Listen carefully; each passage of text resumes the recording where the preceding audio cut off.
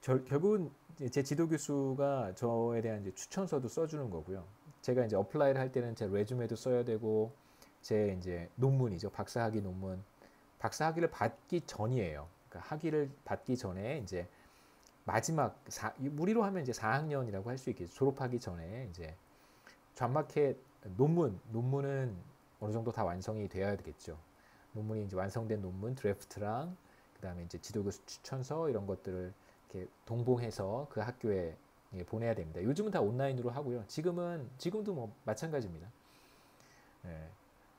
그때도 거의 뭐 비슷했어요. 시스템은 비슷했는데 이제 조금 더 수작업이 더 많았던 것이죠. 논문 이런 것들은 다 뭐 이메일로 보내면 되니까요. 아니면 이제 업로드 해놓으면 다 학교에서 잡 오프닝을 게시하는 그런 학교에서 이제 액세스해서 다 지원자들의 논문이라든가 이런 것들을 다 레주메라든가 확인해 볼 수 있습니다. 그래서 뭐 공동 서버 같은데 이제 올려놓으면 되고요. 웹사이트 같은데 올려놓으면 되고.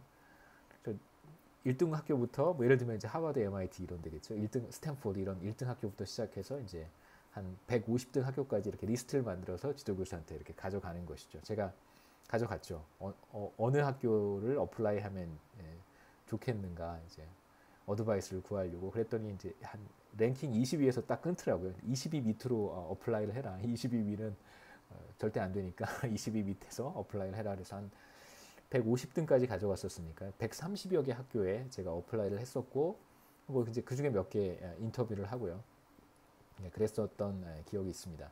실제로 인터뷰하는 것이 쉽지는 않아요. 그리고 그때 뭐 한국에 있는 연구소 제가 결국은 이제 KDI로 가게 됐는데 KDI에서 일할 때도 그렇고 KDI까지 와서 미국에 있으니까요. KDI까지 한국까지 와서 이제 KDI에 가서 이제 논문 발표하고 이제 잡 세미나라고 하는데요. 논문 발표하고 그리고 이제 남아서 거기 계신 박사님들하고 또 식사도 하고 미국에서도 그렇게 해요. 식사 같이 하고 그 다음에 뭐 이런저런 질문, 개인적인 질문도 하고 아카데믹한 질문도 하고 이제 논문에 대한 질문도 하고 뭐 이런 거 쭉 얘기하고요. 이제 밤에 헤어지는 거죠. 예, 뭐 쉽지 않습니다. 그 경제학 박사 이후에 이제 잡마켓도 사실 쉽지 않고요. 뭐 그 전에 대학교 졸업하고 잡 서치하는 것도 사실 쉽지 않죠. 굉장히 힘들고 어려운 일입니다. 나한테 맞는 직장을 찾는다는 것은 제 생각엔 한국에서는 더 어려운 것 같고요. 굉장히 힘든 일입니다. 뭐 간단하게 제가 적었는데 다 말씀드렸던 내용이고요. 그래서 스킵하고. 그래서 실제로 말씀드렸듯이 우리가 잠재적인 워커들이 실제로 이러한 일련의 활동들을 이제 수행을 해야 됩니다. 잡을 얻기 위해서. 이러한 일련의 이제 활동을 우리가 잡 서치라고 얘기를 하고요. 사람들마다 여러 가지 편차가 있습니다. 선호의 차이라든가 능력의 차이라든가 경험의 차이라든가 이런 것들이 존재하고요. 마찬가지로 채용 잡 오프닝을 낸 기업 입장에서도 선호하는 사람들의 어떤 성향이라든가 원하는 인재상 이런 것들이 다 다르겠죠. 이 둘 사이에 자연스럽게 미스매치가 발생할 수 있습니다. 그리고 그러한 사람들 자신에게 가장 적합한 잡과 자신에게 가장 적합한 사람을 찾는 과정에서 상당한 시간이 소요가 되겠죠. 그래서 잡 서치는 기본적으로 일정한 시간이 소요가 되는 경제 행위라고 우리가 규정하고요. 그래서 이제 이런 과정에서 탐색의 마찰, search frictions라고 하는데요. 그냥 여러분 search friction이라고 부르면 돼요. 이거 굳이 막 탐색 마찰 이러면 더 어색한 것 같아요. 탐색 마찰. 좀 어색한 표현인 것 같아요. 네. 마찰적 실업이라고 하는 것도 좀 전 어색한 표현인데요. search friction 같은 것이 당연히 존재할 수 있겠죠. 왜냐하면 워커 입장에서도 그렇고 잡 서치를 하는 사람 입장에서도 그렇고 사람을 잡 오프닝을 낸 기업 입장에서도 그렇고 매우 시간이 많이 소요가 되는 그런 경제 활동을 수행을 해야 되기 때문에 자연스럽게 프릭션이라고 하는 것이 존재하는 것이죠. 그리고 아까도 말씀드렸지만 자신에게 가장 적합한 일자리가 어디 있는지, 우리 기업에게 가장 적합한 인재가 어디에 있는지, 그 다음에 전반적인 경제 상황은 또 어떤지 이런 것들을 우리가 완벽하게 알고 있지 못합니다. 이런 과정에서 서치 프릭션이 발생할 수 있고요. 예를 들어서 imperfect information 같은 경우 이제 경제 상황에 대한 전반적인 이해를 우리가 가지고 있지 못합니다. 지금 경제가 얼마나 나쁜지, 지금 코로나 바이러스로 인해서 경제 상황이 얼마나 안 좋은지, 그러니까 뭐 나의 소득이 얼마만큼 떨어지지 않는다면 사실 체감하기 어려울 수도 있고요. 실제로 내가 실직하지 않는 한은 그렇게 크게 경제의 어떤 위기감을 느끼지 못할 수도 있고요. 그 다음에 내가 운영하는 비즈니스가 정말 잘 안 되는 경우는 그렇게 느낄지 모르겠지만 또 그렇지 않다면 사람마다 느끼는 경제 상황은 다를 수 있습니다. 간단한 예를 제가 하나 교과서에서 가지고 왔는데요.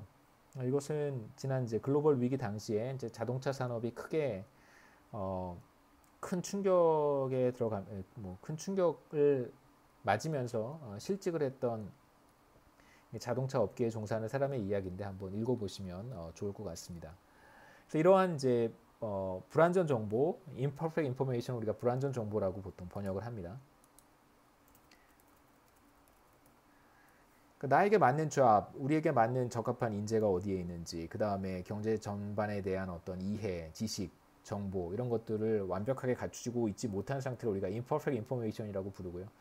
자, 이런 과정에서 우리는 불가피하게 일정한 시간을 투입을 해서 나에게 적합한 일자리, 나에게 적합한 사람을 찾아야 됩니다. 자, 이런 타임 컨수밍한 잡 서치 과정을 우리가 겪어야 되고 이러한 상황에서 나타날 수 있는 실업을 아까 말씀드렸듯이 마찰적 실업이다 이렇게 부르죠. 아이고. 네. 자, 이제 그 다음 섹션으로 들어왔어요. 우리가 wage rigidity, 임금 경직성이라고 하는 것과 또 다른 형태의 실업입니다. 구조적 실업에 대한 이야기를 해보도록 하겠습니다. 그래서 wage rigidity는 임금 경직성이라고 부르고요. 그 다음에 structural unemployment는 우리가 구조적 실업이라고 불러요. wage rigidity는 두 가지로 볼 수 있습니다. wage라고 했을 때 우리가 실질 임금을 생각할 수도 있고 real wage라고 생각할 수도 있고 nominal wage를 우리가 생각할 수도 있습니다. 그래서 실제로 제가 학교에서 받는 급여는 사실 wage는 아니에요. 그러니까 여러분 잘 상식으로 알아두시면 되는데 그 급여의 형태는 pay는 크게 두 가지로 우리가 구분할 수 있습니다. 그러니까 pay와 죄송합니다. pay를 우리가 wage라고 하는 것과 wages와 salary로 두 가지로 구분할 수 있는데요.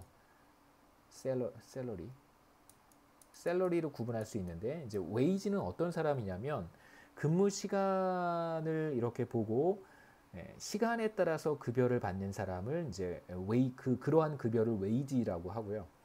그 다음에 근무 시간과 상관없이 일정하게 이제 급여를 받는 사람을 셀러리라고 불러요. 저는 셀러리를 받는 거고 실제로 월급을 받는데 그 월급의 베이스가 근무 시간이면 근무 시간 곱하기 시간당 임금 해서 받는 사람들은 이제 wages라고 부릅니다. 그 사람들이 받는 페이는.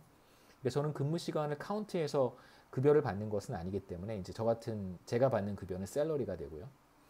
보통 이제 뭐 웨이지든 셀러리든 웨이지든 간에 크게 이제 우린 주로 이제 이러한 경우를 생각을 해볼 텐데요. wages. 제가 받는 급여라고 하는 것은 실제로 뭐 예를 들면 100만 원이면 이거가 그냥 명목 단위의 100만 원이잖아요. 화폐 단위로 했을 때 100만 원입니다.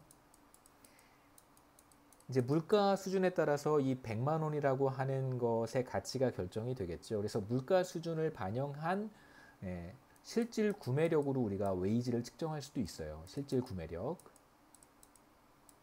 그래서 우리가 두 가지 형태의 임금을 생각해 볼 수 있는데 하나가 실제로 마켓에서 주고받는 그런 화폐 단위로 측정한 임금을 nominal wage라고 하고요. 명목 임금이라고 부릅니다. 우리가 그냥 주고받는 임금이 명목 임금이죠. 이게 바로 nominal wage고요.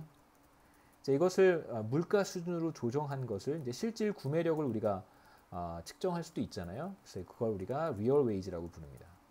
그래서 크게 nominal wage 명목 임금과 real wage 실질 임금 두 가지를 우리가 생각해 볼 수 있어요. 단순하게 생각하면 명목 임금은 그냥 우리가 주고받는 화폐 단위고요. 실질 임금은 명목 임금을 전반적인 물가 수준으로 나누어서 물가 수준을 조정한 것이다.